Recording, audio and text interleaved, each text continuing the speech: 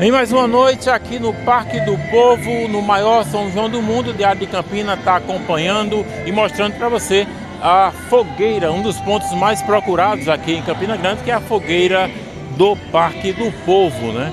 E uma curiosidade é que as pessoas sempre estão aqui tirando fotos para marcar esse momento.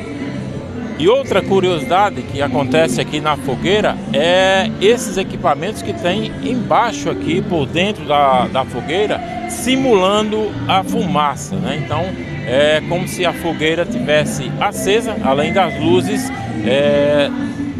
saindo fumaça no interior da fogueira, como se ela tivesse realmente acesa. Esse é o mirante que fica para o lado do Parque do Povo. Então, naquele lado ali, você consegue visualizar o início da festa, ali bem próximo ao palco cultural. Nós estamos aqui acima da ponte que divide o Parque Evaldo Cruz do Parque do Povo.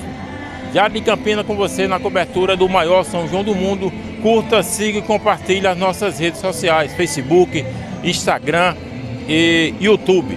Diário de Campina. Venha conosco.